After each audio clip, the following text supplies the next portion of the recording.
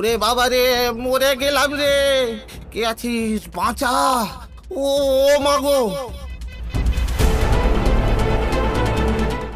মামা, মামা, শুনতে পেলে? ও মামা, ওঠো। কি কি বলছিস সুবীর? এত রাতে কিসের চেঁচামেচি? আরে তুমি শোনোনি? মনে হলো আকাশ ফেটে গেল, কার যেন গলা ঠিক হরিপদ জ্যাঠার বাড়ির দিক থেকেই এলো মনে হলো। হরিপদ খুড়ো? পুলিশ কি? খুড়ো তো বাড়িতে একাই থাকেন, শরীরটাও ভালো যাচ্ছিল না কদিন ধরে। চল তো বাবা, লণ্ঠনটা নে, দেখি কি হলো।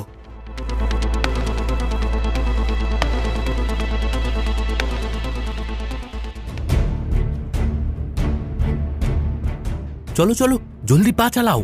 আওয়াজটা কিন্তু ভালো ঠেকলো না মামা। হ্যাঁ হ্যাঁ হ্যাঁ। ও রতনদা, তোমরা শুনেছ? কি অলক্ষণে ডাকগো বাবা, বুকের ভেতরটা কেঁপে উঠল। হ্যাঁ গো, হরিপদ খুড়োর বাড়ি থেকে এলো মনে হলো। পাচালা পাচালা। আজকাল গাঁয়ের বাতাস ভালো না গো দাদা, কাল অমাবস্যা গেছে, আজই এমন বিপদ। এখনো সব ভূত প্রেতের কথা বাদ দিন তো কাকু, আগে গিয়ে দেখি মানুষটা ঠিক আছে কিনা।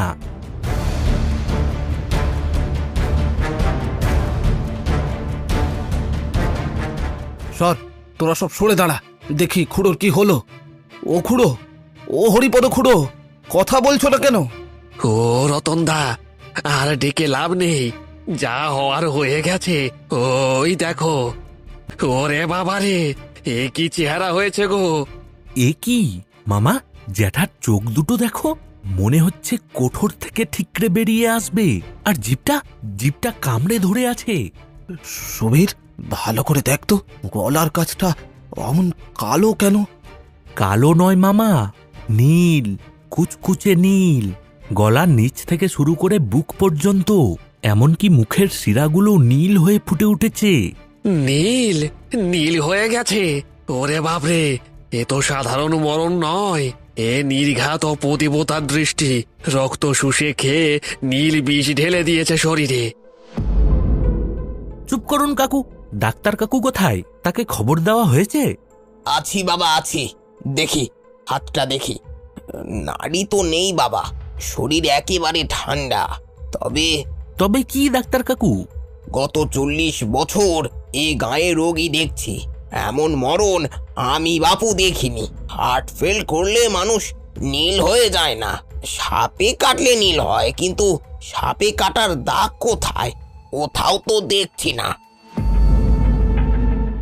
তাহলে তাহলে মানুষটা মরল কি করে?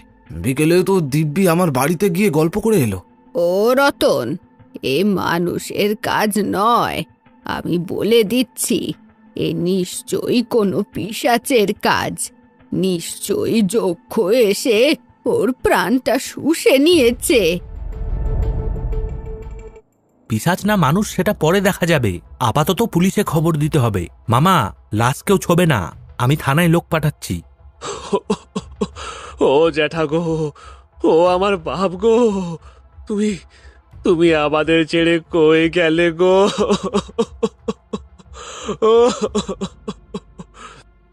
কে কাঁদছে ওটা?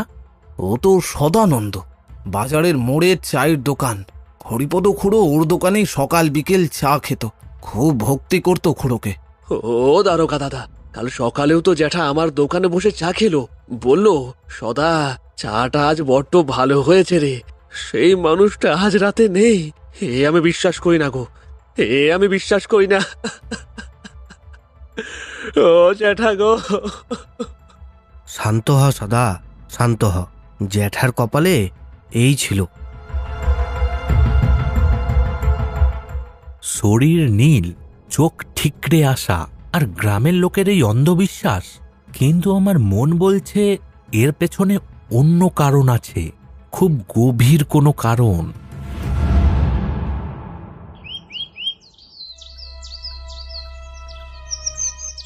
এই সুবীর বাবা, তুমি তো পুলিশে চাকরি করো, শহরে বড় বড় কেস দেখো, তুমিই বলো আমাদের এই আজ পাড়া গায়ে এমন অলক্ষণে কাণ্ডটা কি করে ঘটলো?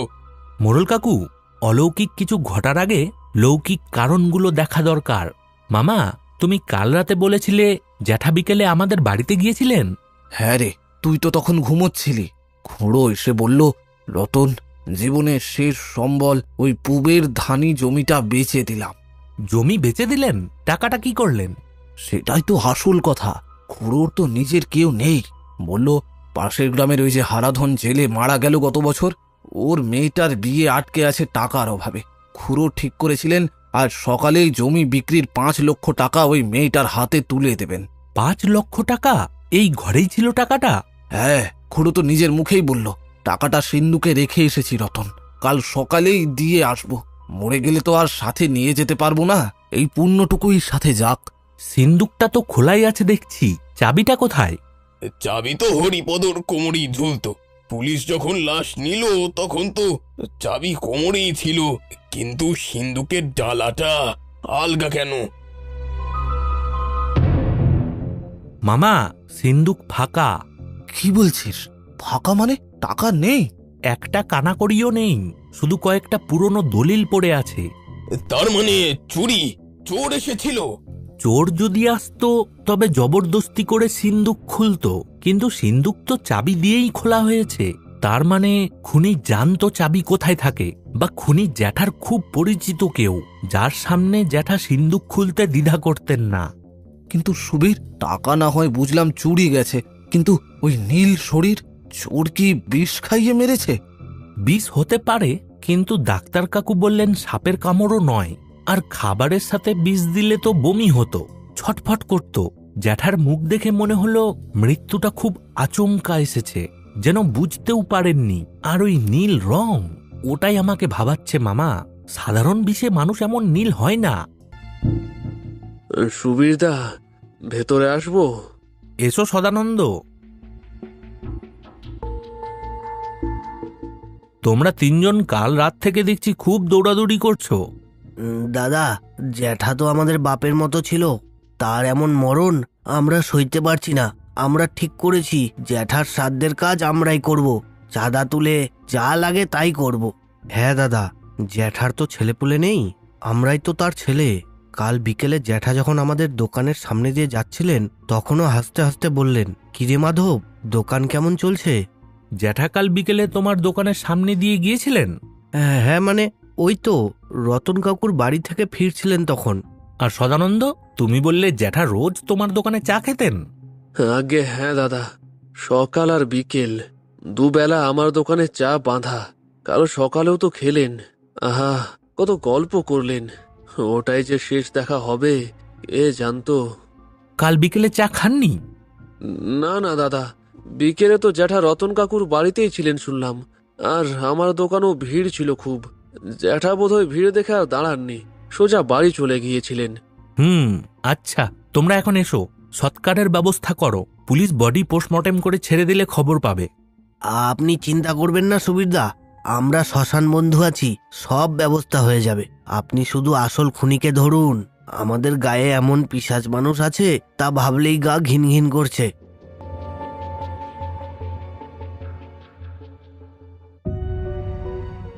ছেলেগুলো ভালো রে সুবীর, বিশেষ করে সদানন্দ। দেখলি না জ্যাঠার শোকে কেমন পাগল হয়ে গেছে? বেশি ভালো কিছুই ভালো নয় মামা। তুমি কি ওদের সন্দেহ করছো সুবীর? ওরা তো নেহাতি সাধারণ ছেলে। সদানন্দ চা বেচে, বিশু আর মাধব দিনমজুর।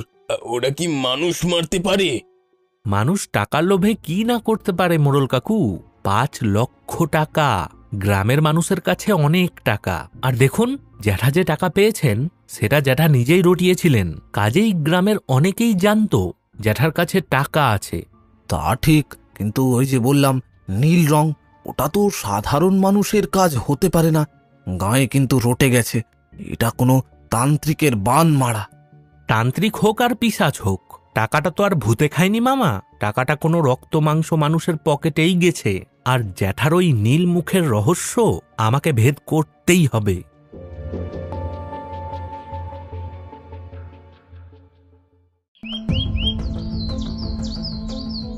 পোস্টমর্টেম রিপোর্টে নাকি বিষের কোনো স্পষ্ট লক্ষণও পাওয়া যায়নি।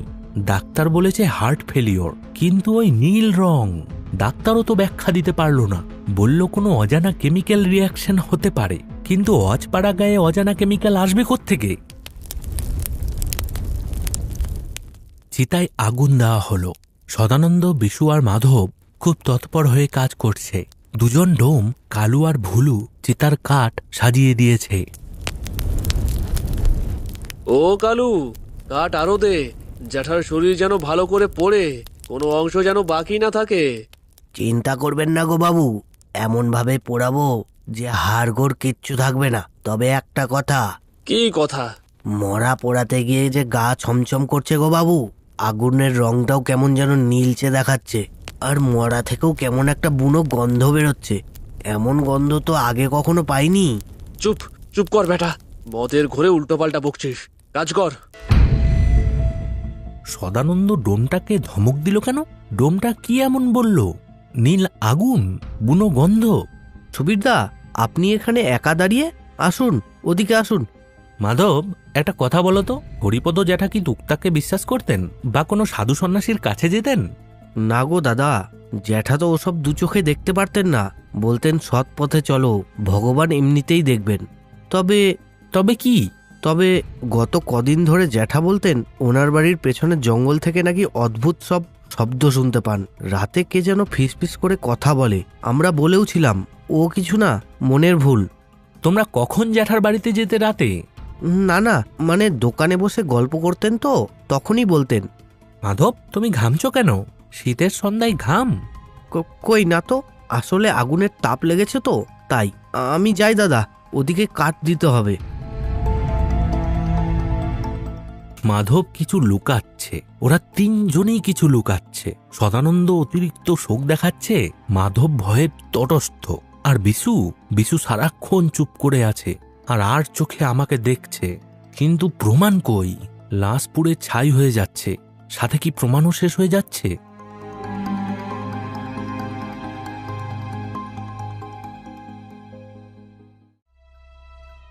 দুদিন পর দুপুরবেলা গ্রামের মোড়ে সদানন্দের চায়ের দোকান। রোদে পোড়া দুপুর, তাই দোকানে খদ্দের নেই। সুবীর দোকানের বেঞ্চে একা বসে আছে। সদানন্দ দোকানে নেই, হয়তো বাড়ির ভেতরে গেছে। লোকটা মরল, সিন্দুক খালি হলো, অথচ কোনো সূত্র নেই। গ্রামের মানুষ বলছে ভূত, আর আমি খুঁজছি মানুষ, কিন্তু সূত্র কই? হঠাৎ সুবীরের চোখ পড়ে চুলার পাশে। সেখানে একটা ছোট জিনিস রোদের আলোয় চিকচিক করছে। সুবীর কৌতূহলী হয়ে সেটার দিকে দেখে। আরে, এটা তো কোনো ফলের বিচি মনে হচ্ছে। দেখতে অনেকটা শুকনো তেঁতুলের বিচির মতো, কিন্তু চ্যাপটা, আর রংটাও কালচে লাল। কটু গন্ধ, কেমন একটা বুনো বুনো ঝাঁঝালো গন্ধ। এটা চায়ের দোকানে কেন? মশলা? না, মশলার গন্ধ এমন হয় না। ও দাদা, কতক্ষণ বসে আছেন? হ্যাঁ, আমি একটু গুড় আনতে ভেতরে গিয়েছিলাম। এই তো এলাম সদানন্দ, তোমার দোকানে তো আজ ভিড়ভাট্টা নেই। আর বলবেন না দাদা, জ্যাঠার ওই মরণের পর থেকে গাঁয়ের লোক ভয়ে আর আড্ডা দিতে আসে না। সবাই বলছে জ্যাঠার আত্মা নাকি ঘুরে বেড়াচ্ছে। তুমি বিশ্বাস করো সব? বিশ্বাস করব না দাদা, নিজের চোখে যা দেখলাম। কাল রাতে দোকান বন্ধ করে ফিরছি, আর কি যেন খোনা গলায় ডাকছে, সদা, ও সদা, আমার চা দে। আমি তো দে দৌড়। মনের ভুল সদানন্দ, ভয় পেলে মানুষ ছায়াকেও ভূত দেখে। ভুল নয় দাদা, জ্যাঠার অপঘাত মৃত্যু, তার উপর টাকা চুরি গেছে। অতৃপ্ত আত্মা কি আর সহজে ছাড়ে? আচ্ছা দাদা, পুলিশ কিছু পেল? চোর ধরা পড়লো? পুলিশ তো আর জাদুকর নয় সদানন্দ, তবে একটা ছোট সূত্র পাওয়া গেছে। সূত্র? কি সূত্র দাদা? সেটা এখন বলা যাবে না, তবে খুনি যেই হোক খুব কাঁচা কাজ করেছে। নিজের অজান্তেই একটা মারাত্মক ভুল করে গেছে সে, আর ওই ভুলটাই তাকে ফাঁসাবে। ওহো, তাই নাকি? হ্যাঁ হ্যাঁ, পাপ করলে তো ধরা পড়তেই হবে। ঠিক তাই। আচ্ছা, আমি আসি, চায়ের দামটা টেবিলের উপর রাখলাম।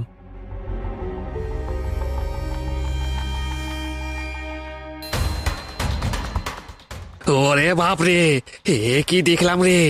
আর রক্ষে নেই, এবারে গ্রাম শুদ্ধ লোক মরবে।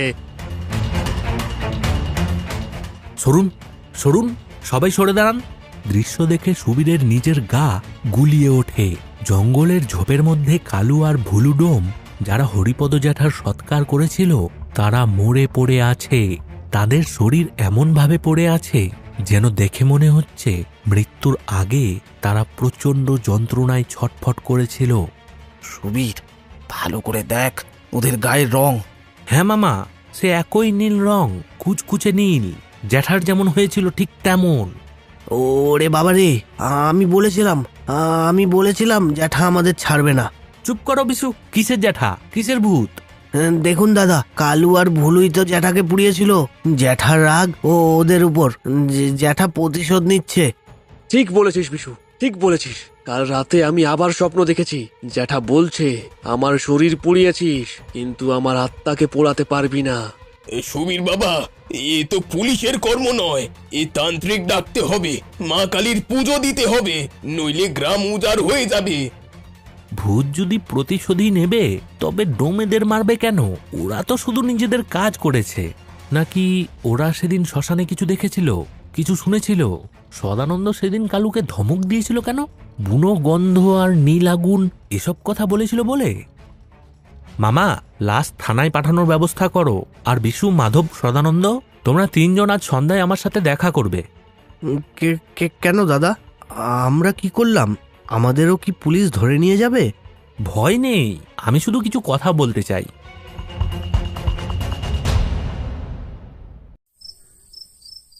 সদানন্দ এলো না কেন? ও বলল ওর শরীরটা ভালো নেই, ভয়ে জ্বরের মতো এসেছে। আচ্ছা শোনো, তোমরা জ্যাঠার খুব কাছের ছিলে। জ্যাঠা মারা যাওয়ার আগের দিন কি তোমরা জ্যাঠার বাড়িতে গিয়েছিলে? না না দাদা, আমরা যাইনি, আমরা তো দোকানেই ছিলাম। সত্যি বলছো তো মাধব? আমার কাছে খবর আছে, জ্যাঠা মারা যাওয়ার পরের দিন বিকেলে তোমাদের তিনজনকে জ্যাঠার বাড়ির পেছনে জঙ্গলে দেখা গিয়েছিল। কে কে কে বলল? ও মিথ্যে কথা। আমরা তো কুল পাড়তে গিয়েছিলাম জঙ্গলে। কুল পাড়তে? হরিপদ জ্যাঠার মৃত্যুর পরের দিন বিকেলেই তোমরা কুল পাড়তে গেলে? সুবীরদা, আপনি আমাদের সন্দেহ করছেন? আমরা গরিব হতে পারি কিন্তু খুনি নই। সেটা আমি জানি না, কিন্তু তোমরা কিছু একটা জানো যা আমাকে বলছো না। শোনো, কালু আর ভুলু মারা গেল, এর পরের জন কে হবে কেউ জানে না। খুনি কিন্তু প্রমাণ লোপাট করছে। তোমরা যদি কিছু জেনে থাকো এখনই বলো, আমি বাঁচাবো। আমরা কিছু জানি না দাদা, আমাদের যেতে দিন। ভয়, প্রচন্ড ভয় ওদের গ্রাস করেছে। কিন্তু সেটা কি ভূতের ভয়, নাকি মানুষরূপী কোনো শয়তানের ভয়?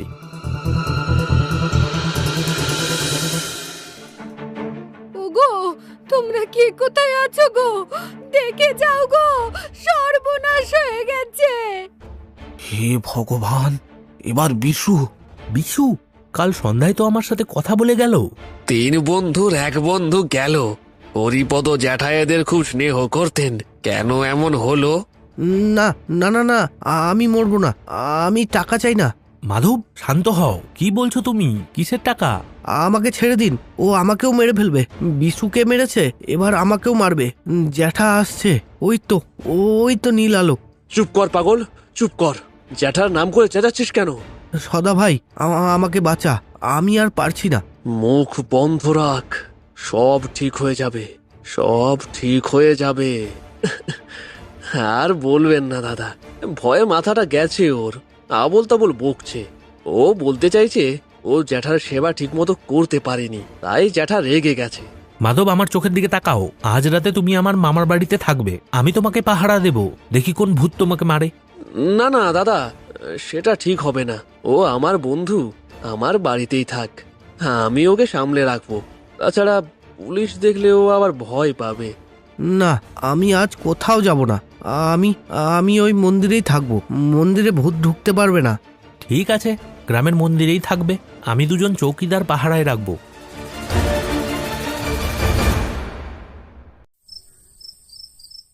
সুবীর, এভাবে পাহাড়ায় রেখে কি ভূত আটকানো যাবে?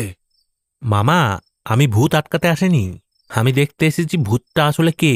আমার ধারণা আজ রাতেই খুনি আবার আসবে, কারণ মাধব ভেঙে পড়েছে। ও যে কোনো সময় সব ফাঁস করে দিতে পারে।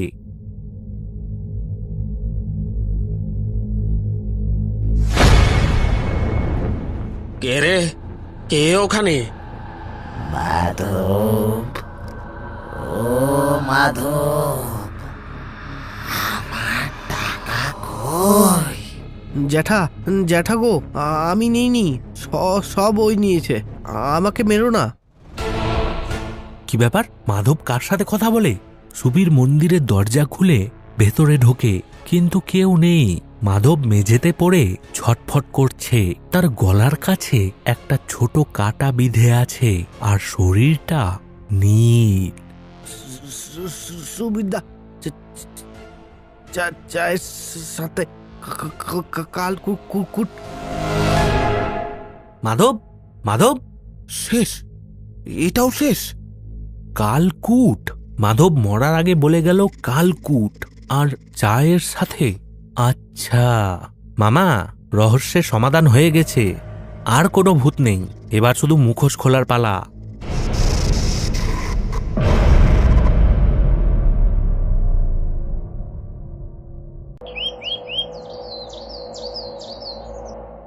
সুবীরদা, আপনিও চলে যাচ্ছেন?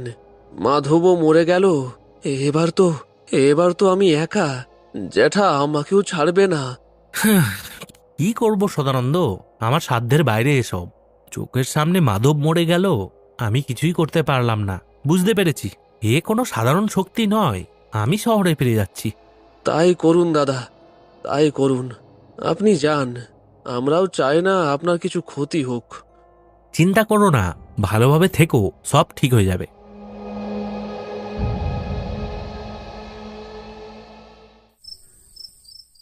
রাত গভীর, অমাবস্যার রাত। গ্রামে সবাই ভয়ে দরজা বন্ধ করে ঘুমিয়ে আছে, শুধু জেগে আছে সুবীর। সে আসলে স্টেশনে যায়নি, গ্রামের বাইরেই সে লুকিয়েছিল। এখন সে রতন মামাকে সঙ্গে নিয়ে পা টিপে টিপে এগোচ্ছে হরিপদ জ্যাঠার পুরনো ভিটের দিকে।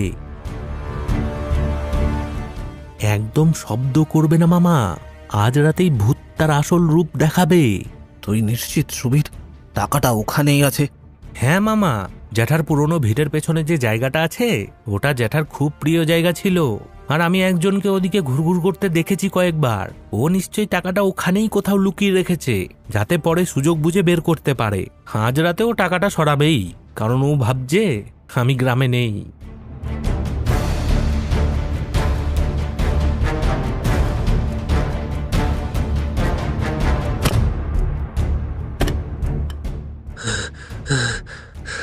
কই গেল?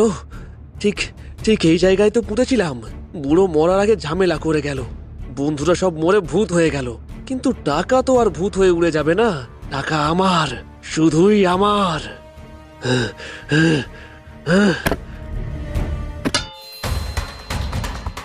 পেয়েছি, পেয়ে গেছি। মা লক্ষ্মী আমার হাতে।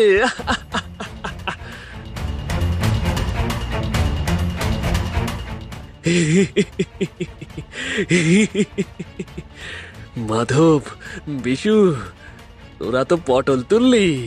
এখন এই টাকার রাজা আমি। হ্যাঁ আমি। পুলিশ সুবীর ভয়ে পালিয়েছে, এবার আমিও এই টাকা নিয়ে পালিয়ে যাব।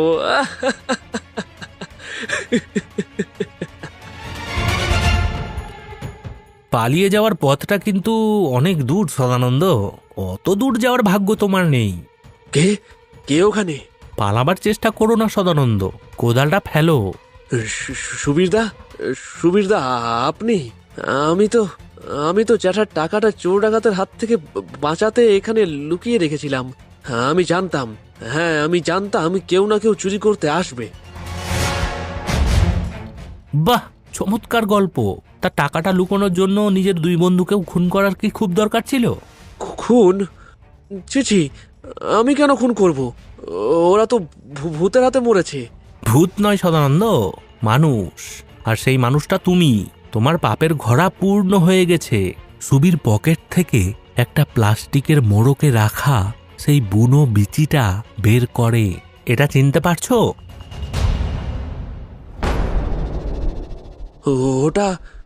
ওটা তো... হ্যাঁ, এটা কালকুট ফলের বিচি। গ্রামের ভাষায় যাকে বলে নীল বিষ। এটা পাহাড়ি এলাকায় পাওয়া যায়, কিন্তু তুমি এটা জোগাড় করেছো গত বছর মেলায় গিয়ে, তাই না? আমি কিছু জানি না। আমি সব খোঁজ নিয়েছি। এই বিচির গুঁড়ো যদি কোনো মানুষকে খাওয়ানো যায়, তবে সেই মানুষের নার্ভ সিস্টেম প্যারালাইজড হয়ে যায়, শরীর নীল হয়ে যায় আর দম বন্ধ হয়ে মারা যায়। হরিপদ জ্যাঠা তোমার খুব বিশ্বাসী ছিলেন, আর তুমি সেই বিশ্বাসের সুযোগ নিয়ে চায়ের সাথে এই বিষ মিশিয়েছ। হঠাৎ সুবীরের কথার মাঝখানে পেছন থেকে একটা ভারী লাঠির শব্দ হয়। সুবীর একটা অস্পষ্ট আর্তনাদ করে মাথায় হাত দিয়ে হুমড়ি খেয়ে মাটিতে পড়ে যায়। ছি সদানন্দ, তুই জ্যাঠাকে নিজের হাতে বিষ খাওয়ালি, যে মানুষটা তোকে নিজের ছেলের মতো দেখতো। মামা, তুমি তুমি আমাকে মারলে?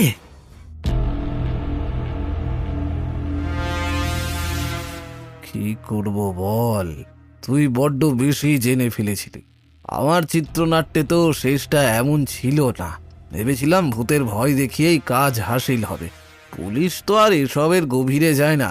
কিন্তু তুই তো দেখছি পর্দার পেছনের আসল ভিলেনকে একেবারে স্টেজে টেনে আনলি। ওস্তাদ, ঠিক সময় ঘা দিয়েছ, মানতে হবে।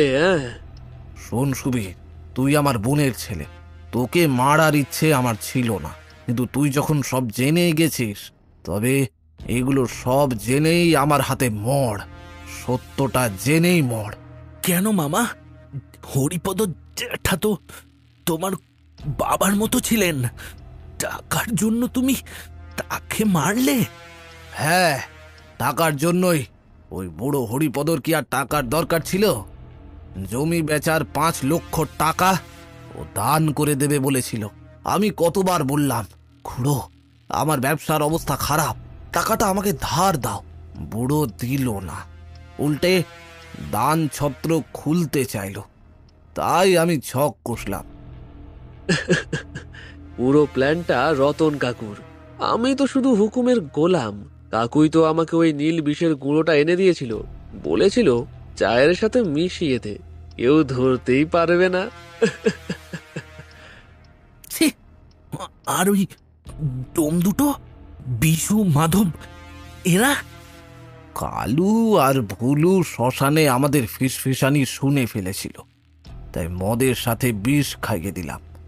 আর বিশু আর মাধব ওরা বড্ড ভয় পাচ্ছিল, টাকার ভাগ চেয়ে ব্ল্যাকমেল করতে শুরু করেছিল, তাই ওদেরও সরিয়ে দিলাম। সব কটা সাফ ওস্তাদ, এখন শুধু এই পুলিশটা বাকি। একে শেষ করে দিলে কেল্লা ফতে, সব টাকা আমাদের। ভগবানকে ডেকে নে সুবীর, তোর শেষ সময় এসে গেছে। গ্রামে রটিয়ে দেব, শহরে ফিরতে গিয়ে হরিপদর ভূত তোর ঘাড় মোটকে দিয়েছে। তুই মারা গেছিস আর সদানন্দ পালিয়েছে, কেউ সন্দেহ করবে না। মামা, পাপ কোনোদিন চাপা থাকে না। আজ আমি মরলেও তোমাদের বিচার হবেই। বিচার? কে করবে বিচার? ওই মরা হরিপদ?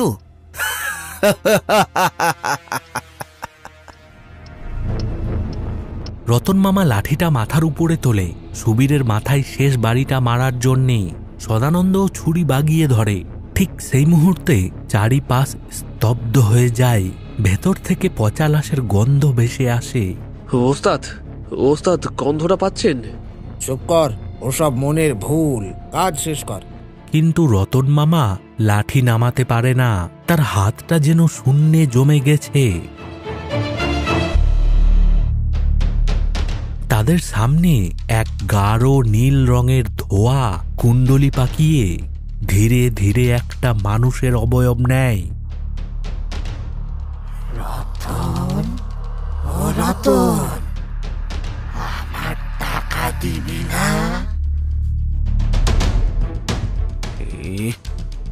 এ গলা তো না, না, এ হতে পারে না।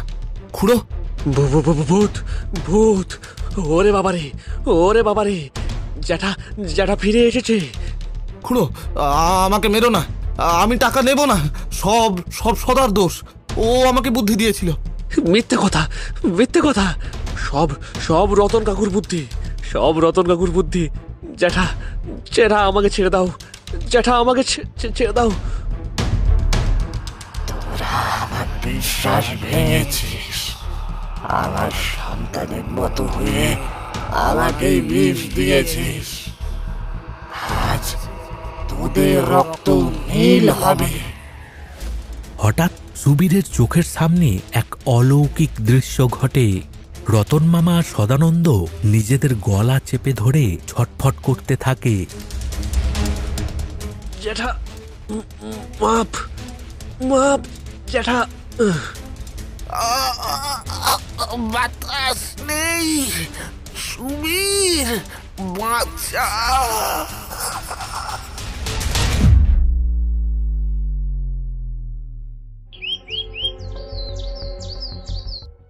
সুবীর বাবা নিজের মামা হয়ে এই কাজ করলো, আর শেষে দুজনেই ওভাবে নীল হয়ে মরে গেল।